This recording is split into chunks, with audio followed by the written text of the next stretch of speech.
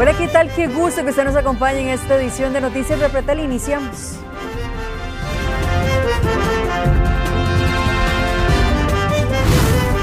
Un ingeniero en informática fue asesinado a balazo dentro de su vivienda, esto en Aguasarcas, en San Carlos.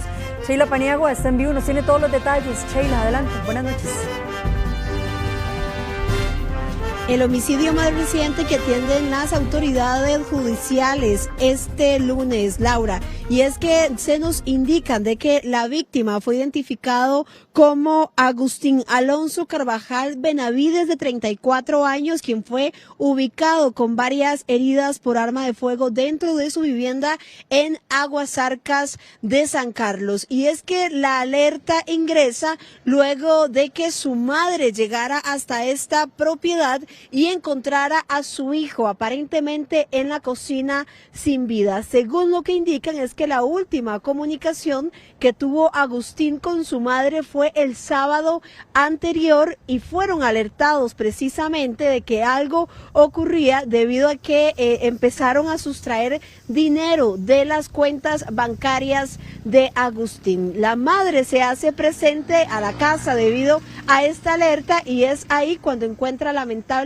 a su hijo de 34 años fallecido en esta propiedad, en donde el organismo de investigación judicial se encuentra trabajando para poder recolectar indicios que lleven también a esclarecer este hecho violento que se registra este lunes. Según lo que nos indican, es que además de que los presuntos gatilleros o los presuntos homicidas cometieran este crimen, también se llevan de esta propiedad un vehículo que está valorado en aproximadamente 80 millones de colones. Lo que dicen las autoridades es que, bueno, es muy pronto también para saber qué fue lo que lleva a cometer el crimen a estas personas. Sin embargo, se presume que se trataría de un intento de asalto. Inmediatamente cuando la madre encuentra a su hijo, lo que hace es alertar a la Cruz Roja y también a la Fuerza Pública, quienes llegan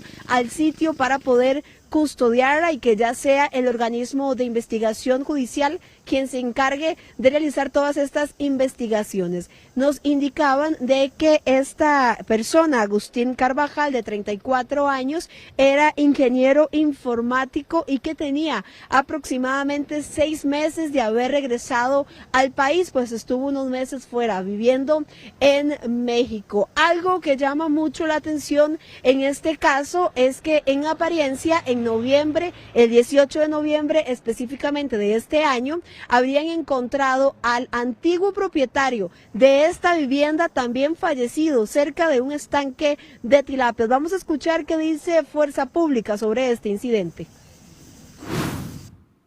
Nos entra un incidente que aquí en este sector de Garavito, Aguasarcas, una señora se apersonó a esta finca que ustedes tienen en mi espalda a buscar al hijo que desde el sábado no tenía razón o conocimiento dónde se localizaba, y al ingresar a la vivienda lo encontró en el sector de la cocina, ahí de una posición cubital, aparentemente fallecido. Inmediatamente llamó a Fuerza Pública se apersona al sitio, confirma que hay una persona que todo hace suponer que está fallecida, entonces se activa el protocolo donde se llama a Cruz Roja confirma que la persona está fallecida e inmediatamente nosotros nos encargamos ya de lo que nos compete, que es el manejo del perímetro, el manejo de la escena del suceso, informarle a la Policía Judicial se apersona ahorita y ya están con las diligencias de ellos, y nosotros seguimos con algunas de nuestras diligencias policiales para ver si acaso colaboramos en la investigación.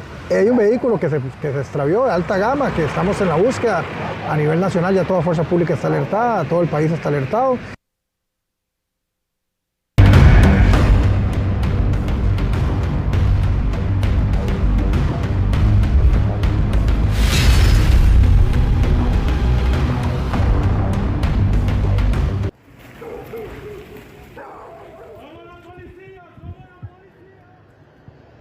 10 homicidios se han registrado en tan solo 3 días. Veíamos el caso en Aguasarcas, pero nos vamos a ir también hasta Limón, porque en ese lugar una mujer fue asesinada. En este caso, la víctima fue identificada como Esther Arauz Salmerón, quien en apariencia, los gatilleros habrían ingresado hasta una propiedad para asesinarla. Según la versión que se maneja hasta el momento, es que la mujer fue asesinada porque aparentemente habría denunciado una deuda. Eso es lo que se maneja hasta el momento, y lo que se indica es que esta persona habría sido atacada cuando otros también estaban a su alrededor. 10 homicidios, y estamos hablando de que este 2025 se posiciona como el tercer año consecutivo más violento.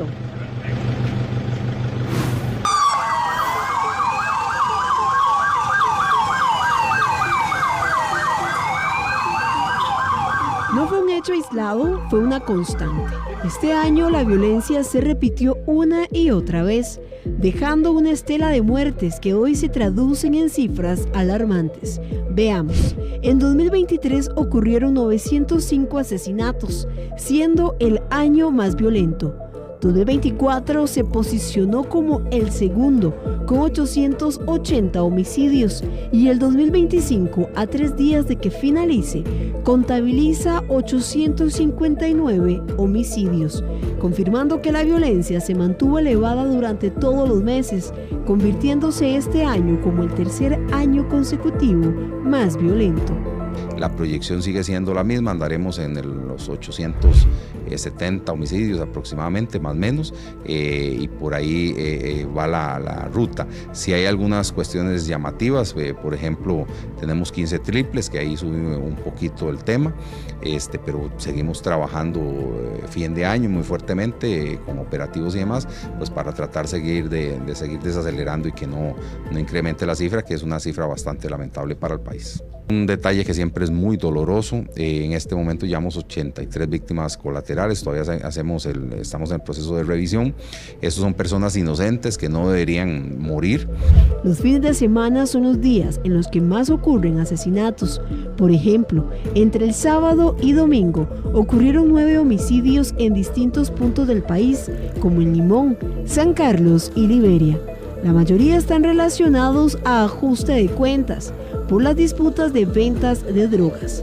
Este año, el OIJ desarticuló 41 bandas. El objetivo que nos planteamos para este año 2025 era generar una actividad operativa importante, tan es así que logramos desarticular 41 estructuras criminales de alto perfil, dentro de las cuales está el cártel de la zona Caribe, y realmente hemos logrado objetivos importantes, muchas capturas, muchas detenciones, muchos operativos. Sabíamos que esto lo que iba a generar era contención criminal, es decir, que los números no se dispararan como en el 2023 en el tema de homicidios, que superó los 900, sino que se mantuviera muy similar al año pasado. Las estadísticas reflejan que San José encabeza la lista de los homicidios con 288, Limón con 171, le sigue Punta Arenas con 126 asesinatos y Alajuela llegó a los 100 homicidios. En San José está la mayoría de consumidores de droga. Si está en San José la mayoría de consumidores de drogas, está la mayoría de vendedores de drogas. Las organizaciones criminales más importantes se asientan en distintos lugares de San José porque es donde hay más mercado para la venta, y por ende crece esa rivalidad y por ende crece esa cantidad de asesinatos. 859 homicidios y 15 hechos triples en un solo año. Números que resumen una realidad que marcó a comunidades enteras y que hoy forman parte del registro oficial de este periodo. 859 asesinatos. Vemos que este comportamiento violento es muy similar al del 2024, cuando se registraron 880 homicidios. Muchísimas gracias, Chey, por todos los detalles. Bueno, y en otras informaciones, también un hombre está delicado en el hospital luego de que un estañón le explotó en su casa cuando intentaba abrirlo. También los bomberos atendieron el incendio en una escuela en Acerrí. De ambos temas nos va a explicar ahora en vivo Gustavo Díaz. Tau, adelante.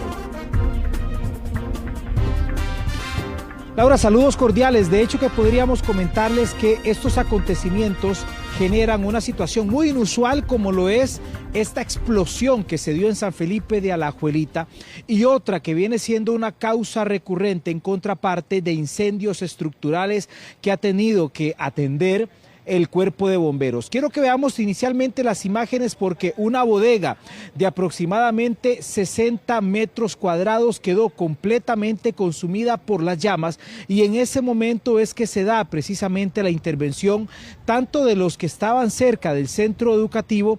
Estamos hablando de una bodega que se ubicaba en la escuela de Mercedes, esto en el sector de Acerrí, y a partir de allí también se logró confinar el fuego para que no llegara hasta un comedor, porque el resultado hubiera sido todavía peor a la hora en la cual incluso se prevé tanto en la utilización del comedor escolar como también el regreso a las clases en pocas semanas después de las vacaciones. Estamos hablando de que son aproximadamente ya cerca de 1000 incendios estructurales los que se están atendiendo, con un promedio que va de 2 a 3 todos los días, y esto en el caso de esta bodega pudo haberse generado producto de una mala situación eléctrica, de la acumulación de pupitres de madera ya desechados, de papel también, y esto ha generado que incluso allí durante la noche y parte de la madrugada estuvieran trabajando los miembros del cuerpo de bomberos para poder poner esto ya en control y evitar que se propagara. Así lo escuchamos. Cuando las primeras máquinas de bomberos llegan al lugar, hacemos un ingreso a la parte trasera de la escuela y localizamos una bodeguita aproximadamente unos 40 metros cuadrados totalmente con fuego, y estaba amenazando a propagarse por el área del comedor hacia las aulas, ¿verdad? Inmediatamente los bomberos hacen una entrada forzada y una extinción rápida del incendio, evitando que el fuego se propagara precisamente al área del comedor. Lo que teníamos la preocupación es que fuera el comedor, exactamente. Pero gracias a Dios, ya cuando me apersoné y ya fui por arriba, logré ver que era una bodega ahí de cosas. ¿Qué es lo que tienen ahí, don Rolando? Cochinadas. Ahí, pero ahí no había ni electricidad, ahí no había combustibles, ahí habían tubos viejos, tubos PVC, tubos de fluorescentes, cosillas así. Básicamente algún mueble que se daña y que hay que desechar, que por protocolos hay que seguir, ¿verdad? Y no los habíamos desechado. Entonces eso era básicamente lo que se guardaba ahí. Les estaba comentando de una situación bastante inusual, y Noticias Repretel constató este hecho durante horas de la tarde en San Felipe de Alajuelita. Imagínense ustedes lo que es estar abriendo un estañón que en su momento guardó, almacenó algún tipo de material inflamable, lo llevan ya completamente vacío a una casa, intentan abrir ese metal y de inmediato se genera una explosión que tiene a un hombre en este momento delicado en el Hospital San Juan de Dios. Todo eso se dio durante una atención que realizaron tanto Cruz Roja como el Cuerpo de Bomberos, y que por supuesto que impactó a los vecinos, y esto genera también que muchos se asustaran y que el Cuerpo de Bomberos incluso nos explique qué fue lo que pudo haber ocurrido con esta situación. Se lo mostramos de inmediato. Los hechos ocurrieron en barrio El Jazmín, detrás del colegio de San Felipe de Alajuelita. Allí se dio un hecho inusual. Un estañón de metal explotó mientras un hombre lo cortaba y le ocasionó graves lesiones. Visitamos la propiedad y doña Socorro Silva nos explica lo que sucedió. Él estaba aquí solo, abriendo este estañón con de eso, ¿cómo le dicen? Metado. Un metado, pero él estaba solo. Cuando nosotros solo escuchamos el golpe. La explosión. La explosión. Entonces yo a él no lo vine a ver, yo lo que corrí es pedir ayuda, pero él a la misma vez parece que agarró fuego, no sé, ¿verdad? No sé cómo agarró fuego adentro. Entonces él con su golpe, él se fue a apagar el fuego. Ya. De la explosión, aquí vemos, doña Coco, donde cae la tapa, prácticamente que se ve doblada de la explosión, y él me dice usted que casi cae hasta el otro lado. Sí, dicen que él pegó hasta allá. ¿A dónde, doña Coco? ¿Cómo es? Ahí donde está ese poste ahí, él pegó ahí, del golpe que él pegó ahí, ¿sí? Entonces yo no lo vine a ver, sino yo lo que hice salí a buscar ayuda, para que me le vinieran a ayudar a él, sí. Doña Coco, yo veo que aquí hay como una ropa quemada, con permiso. ¿Esto es lo que se estaba, después de la explosión, quemando? Sí, eso era de que él, parece que él, al verse, él como pudo, se levantó y se fue a apagar el fuego aquí, porque él tenía, ahí estaban unos abrigos colgados. Entonces él de eso, él se levantó y apagó, y parece que él eso lo agarró y lo tiró por aquí, por la ventana. La víctima fue Javier Enrique Duarte. Este lunes, Javier está de cumpleaños y cumple su aniversario 54. Y lo que realizaba era abrir el estañón para un drenaje. Tras la explosión, se movilizaron los cuerpos de emergencia. La Cruz Roja costarricense respondió a un incidente en horas tempranas de hoy lunes. Se dio una explosión en una casa de habitación donde una persona sufre quemaduras importantes en su tórax y parte de su abdomen. El paciente fue atendido por personal paramédico y por una unidad básica de nuestra institución. Fue estabilizado y trasladado a la clínica del sector de Alajuelita en una condición estable. Pero, ¿qué es lo que pudo ocurrir con una explosión de esta magnitud? El cuerpo de bomberos, después de sumarse a la atención de la emergencia, no se explica. Fue en su momento de almacenamiento de líquidos inflamables. Pudo haber quedado algún remanente, algún vapor que al contacto con la chispa que genera el metal con el metal, pues hubiera una explosión de esa magnitud que hizo que el señor se fuera hacia atrás, quemó algunas cosas que estaban alrededor, sin ningún daño estructural, pero sí hubo una fuerte explosión que de hecho los vecinos lo reportaron como incendio. A don Javier Enrique lo trasladaron al Hospital San Juan de Dios, donde le realizaron exámenes para determinar las lesiones que sufrió en su columna, producto de la explosión, y ser expulsado varios metros hacia atrás.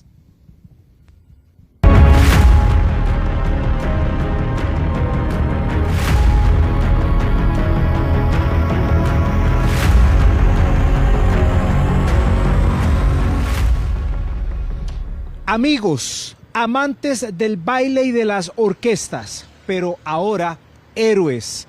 Esto es lo que encierra una tragedia que se dio en Esterillos, Pacífico Central, el fin de semana.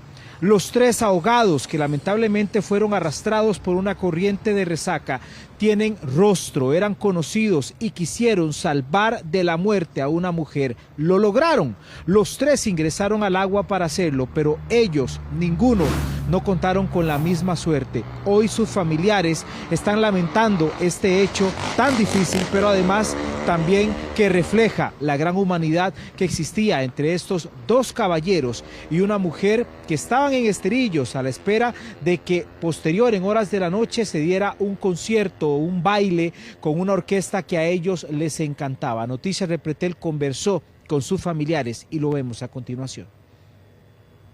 Como amigos salieron de paseo y como amigos perdieron la vida por querer salvar a una persona que arrastraba la corriente. Así se escribió la tragedia en Esterillos este fin de semana. Una mujer a la cual una corriente de resaca arrastraba pidió ayuda y en ese momento Karen Cortés Vargas, de 41 años, Wilson Abrams Castillo, de 56, y Ronald Eduardo Acuña Sánchez, de 55, fueron a su rescate. No dudaron ni un segundo para intentar salvarle la vida a la mujer y lo lograron, pero ellos no salieron más.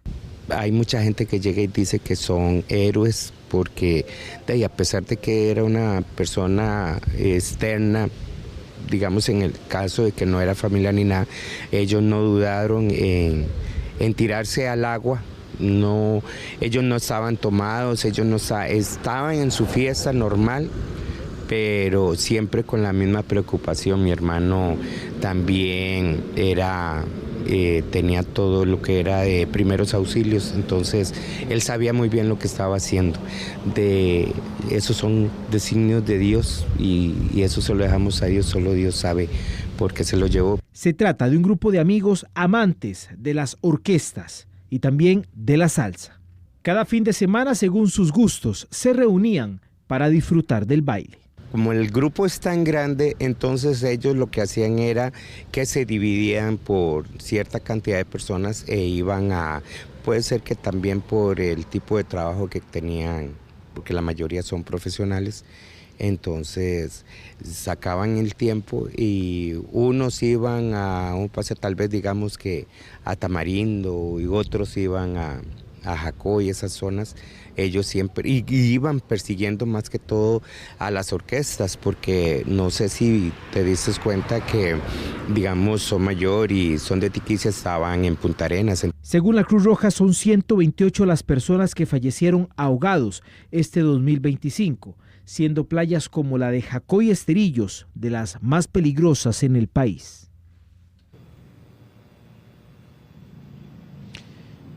Lo que envuelve esta transmisión, quiero que deje dos mensajes importantes. Lo primero es el uso, la manipulación de fuego de algunas también instalaciones eléctricas que tienen que hacer conciencia para evitar que se sigan atendiendo incendios. Y por supuesto, con el caso de esta tragedia de Esterillos, que las personas que se dirigen a la playa, a los ríos y a estas zonas turísticas tengan la mayor precaución, porque ni con el fuego ni con el agua se juega.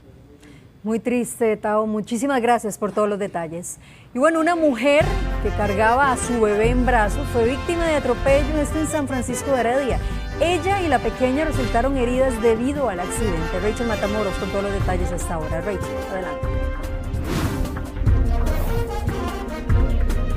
Así es, hace varios días se registró este accidente que involucra a una adulta de 40 años y a su bebé de 1 año y 10 meses, precisamente en esta ruta, en la Ruta Nacional Secundaria 111 que conecta a La Aurora con el sector de Heredia. Y es que vamos de una vez a las imágenes para que ustedes puedan observar precisamente el momento en que ocurre este accidente. Y es que la madre se encontraba precisamente cruzando la vía hacia el otro lado, donde es justamente donde para el autobús. Y es ahí donde 2 vehículos le ceden el paso y posteriormente una bicimoto que venía a una alta velocidad raya por la derecha al vehículo e intercepta a doña Gabriela con su bebé. Ambas caen al suelo y terminan lesionadas en el sitio, y es acá donde varios vecinos atienden a esta señora y a su hija debido a este lamentable accidente que claramente también genera un llamado, una alerta a los vecinos, porque incluso iba una menor de edad en los brazos de doña Gabriela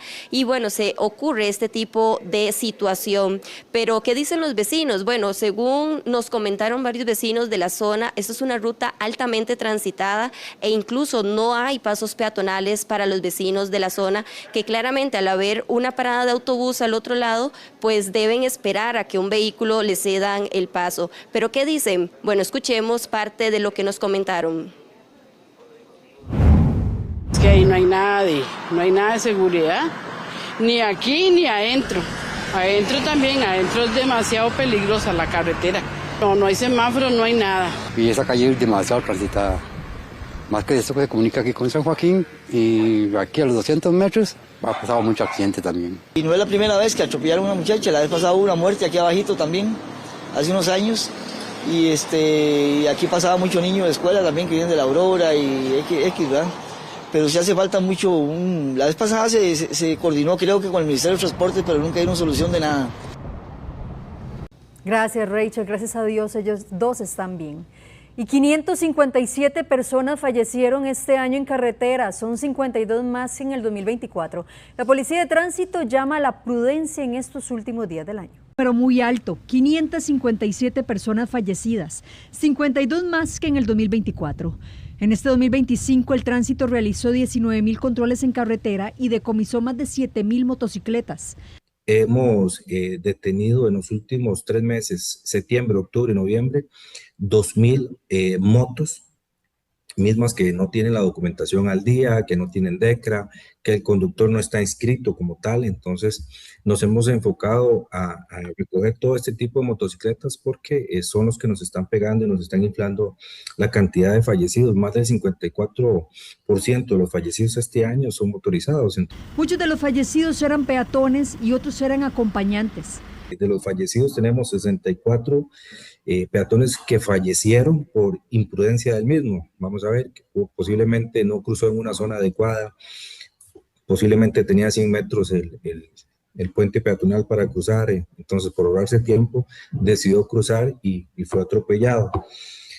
Vamos a ver, 22 conductores en estado de ebriedad han fallecido también, y tenemos 38 personas que han fallecido por derrape de motocicletas, 62 personas que han fallecido porque se salieron de la vía.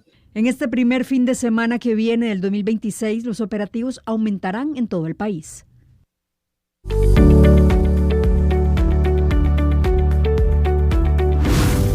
Para este martes se espera que los vientos alisios se intensifiquen en nuestro país, principalmente en el Valle Central y también en el Pacífico Norte. En estas zonas del país las ráfagas podrían rondar entre los 20 y los 40 kilómetros por hora en el gran área metropolitana.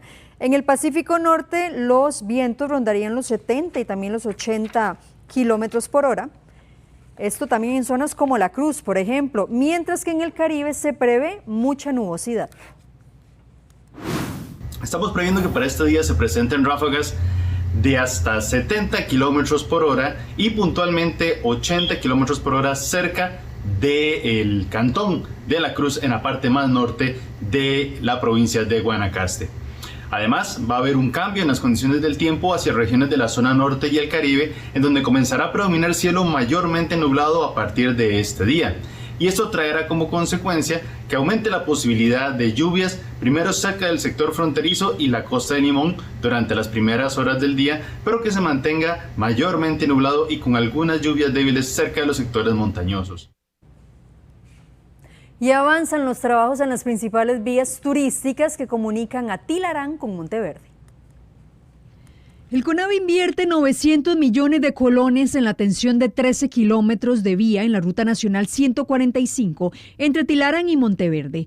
Estos trabajos, que registran un 22% de avance, corresponden a una solicitud puntual de la comunidad y de la Municipalidad de Monteverde. Beneficiarán de manera importante al turismo que visita la zona. Otros trabajos en marcha en esta zona turística del país es la construcción del puente sobre el río Guasimal, donde se invierten 1.000 millones de colones. Y así avanzan los trabajos aquí, en la Ruta 145 entre Tilarán y Monteverde. Un tramo de 13 kilómetros con una inversión de alrededor de 900 millones de colones que estamos atendiendo. Hace 3 meses estuvimos acá, reunidos con los vecinos, con las asociaciones de desarrollo, con el alcalde de Monteverde y otros alcaldes que nos hicieron esta solicitud puntual. Durante décadas de abandono, de inmediato estamos atendiendo. Pero no solo eso, el puente sobre el río Guasimal, que los vecinos de la zona tenían años esperando, ya inició la construcción. Otra inversión de casi 1.000 millones, y a esto sumémosle 200 millones en bacheos en diferentes rutas de la zona.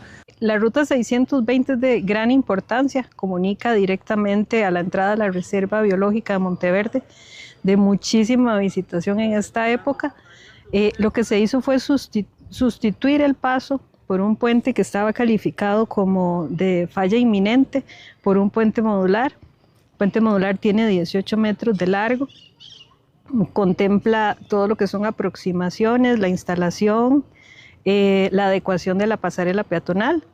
Además de la Ruta Nacional 620, se completó el armado y se puso en servicio un nuevo puente modular que sustituye a la anterior estructura calificada como de riesgo inminente. El nuevo puente modular cuenta con 18 metros de largo, aproximaciones, paso peatonal, y en esos trabajos se invirtieron 60 millones de colones. El Ministerio de Obras Públicas y Transportes y el CONAVI habilitaron este lunes los 104 kilómetros a 4 carriles del tronco principal de la Ruta 32 entre Río Frío y Limón. La puesta en operación permitirá a los usuarios circular a 2 carriles en ambas vías con barreras divisorias, a excepción de 7 zonas de convergencia donde se dejaron ventajas para cruces y desvíos que permiten giros en U a lo largo de la carretera. A partir de enero se retomarán las obras tales como cordones de caños, drenajes, baranda central de concreto, entre otros trabajos. Y el Hospital Calderón Guardia reprogramará todas las citas de consulta externa que estaban agendadas para este 31 de diciembre. Según señalaron en el Centro de Salud, la medida responde a la declaratoria de Azueto en la provincia de San José. Las citas serán reagendadas y por eso piden a los usuarios estar atentos para concretar una nueva fecha de su cita. Y a esta hora vamos a hacer un corte comercial, pero ya casi regresamos.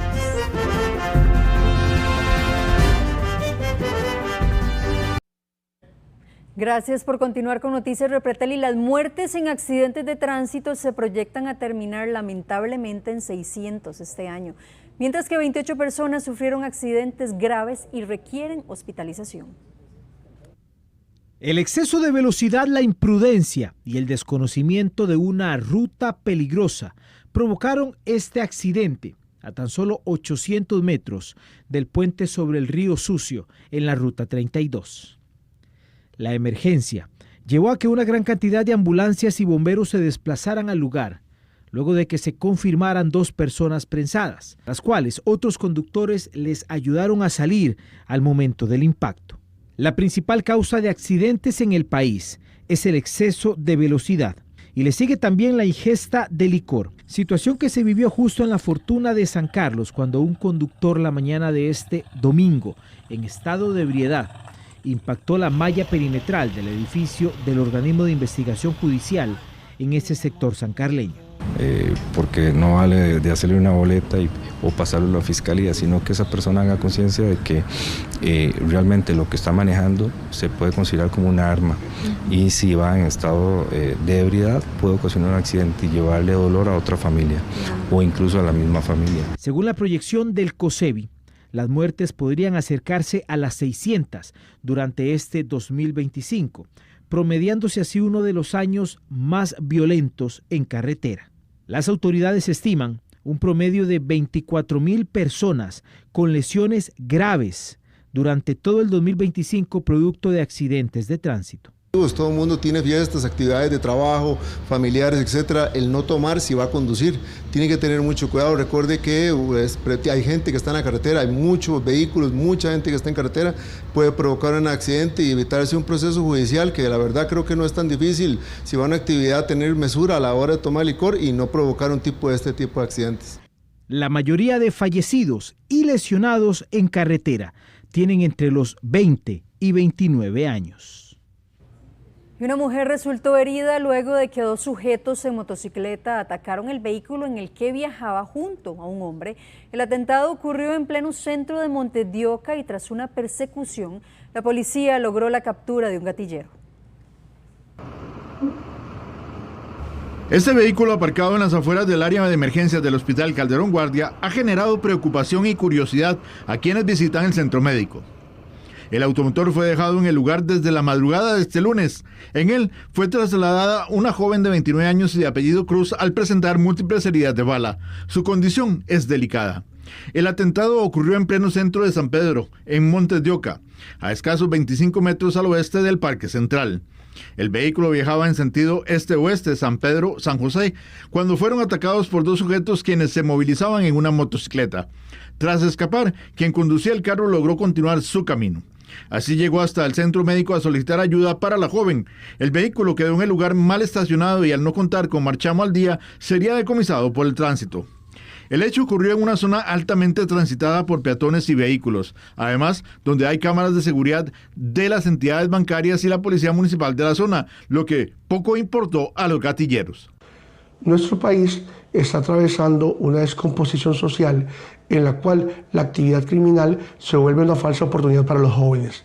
En esta línea, los jóvenes, cuando llegan y participan en actos de sicariato, la existencia de cámaras de seguridad o personas que puedan identificarles es algo de carácter secundario.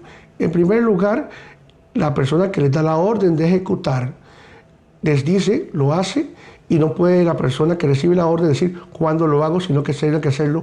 Durante el fin de semana, la Cruz Roja reporta que trasladó a 3 personas en estado crítico a centros médicos tras ser víctimas de agresión, mientras que otras 5 fueron declaradas sin vida en el lugar de los hechos.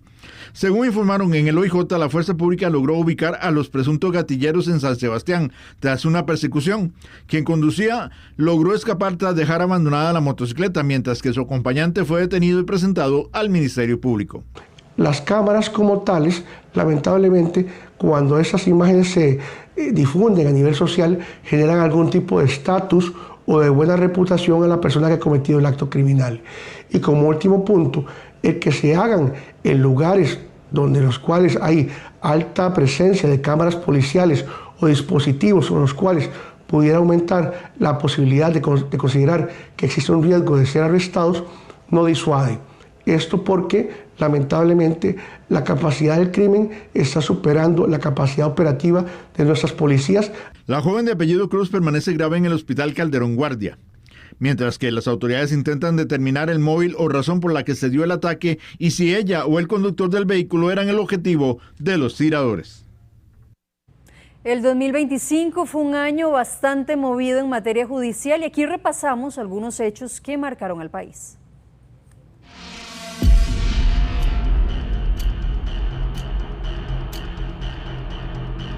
Costa Rica vivió en 2025 un año histórico en materia de seguridad. Casos importantes a nivel judicial y cifras alarmantes marcaron el año que está por finalizar. Uno de los más relevantes fue el intento de desafuero del presidente Rodrigo Chávez por presuntas irregularidades y violaciones a la neutralidad electoral. Aunque la investigación avanzó en sede judicial, la Asamblea Legislativa rechazó retirarle la inmunidad, frenando el proceso.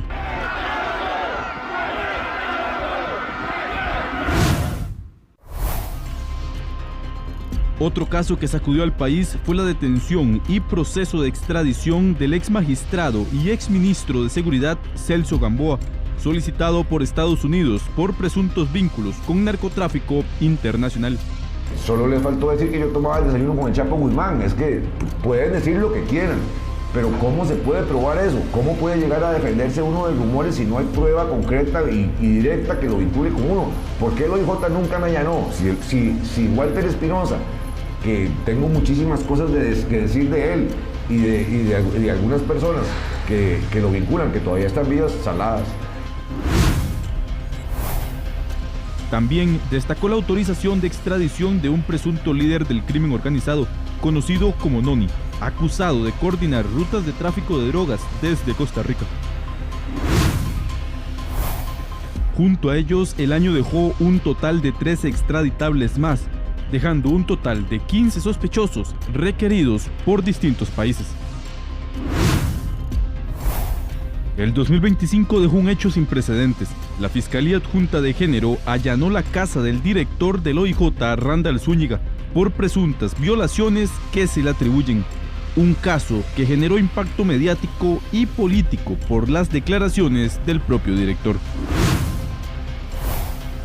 A esto se suma la crisis de violencia que dejó un total de 862 homicidios y 34 femicidios, haciendo del 2025 uno de los años más violentos de la historia y con casos judiciales históricos, hechos que marcaron el pulso de la justicia costarricense durante 2025.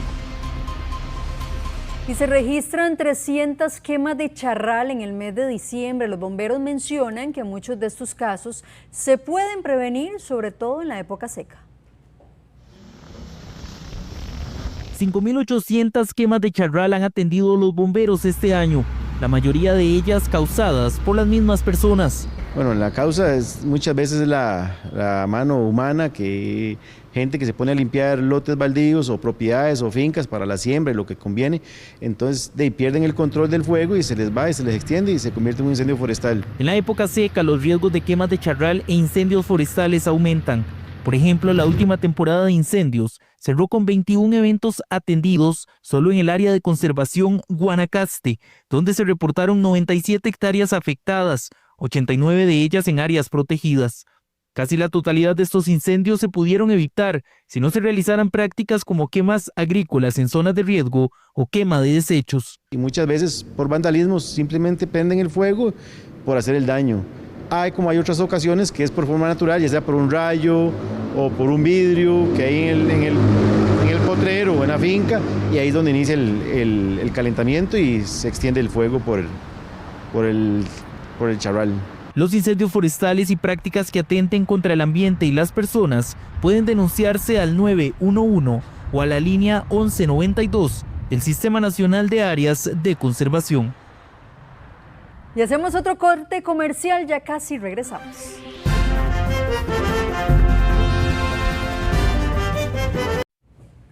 Nos vamos, muchísimas gracias por su compañía, los esperamos, 9:58 en nuestra edición nocturna, quedan con Deporte Repretel, muy buenas noches.